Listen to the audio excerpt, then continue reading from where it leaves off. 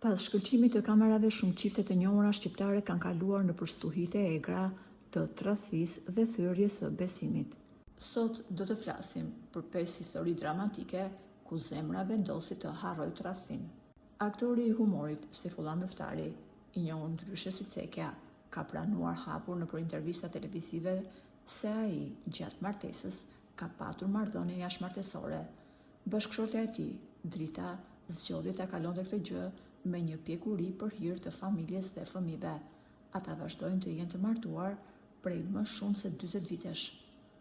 Këngëtarja e njohur Silva Gumbardi ka folur hapur në disa emisione mbi xhelozinë dhe krizat në çift.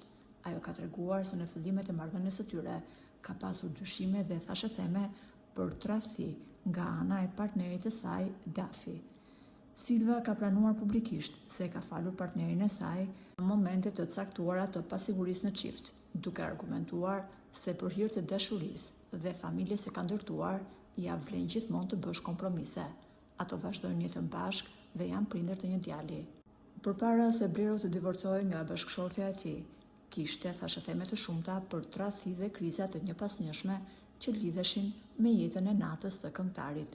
Aktorja Teuta Krasniqi pati deklaruar në atë kohë se në një marrëdhënie mund të falen shumë gjëra, përfshirë gabimet për aq kohë sa ekziston dëshira për të mbajtur familjen bashkë.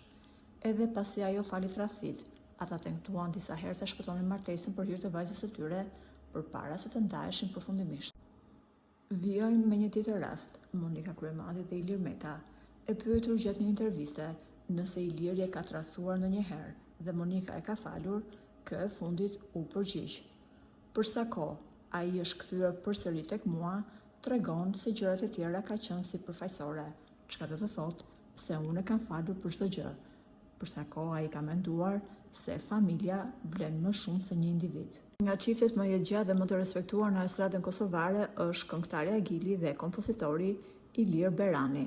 Duke qenë se ato janë pjesë e botës së muzikës dhe kanë qenë të rrethuar nga fansat, kanë treguar se tundimet dhe xhelozit kanë qenë të pashmangshme. Gili ka treguar në intervista se në fillimet e tyre ka patur momente dyshimi dhe gabime rinore nga ana e Ilirit.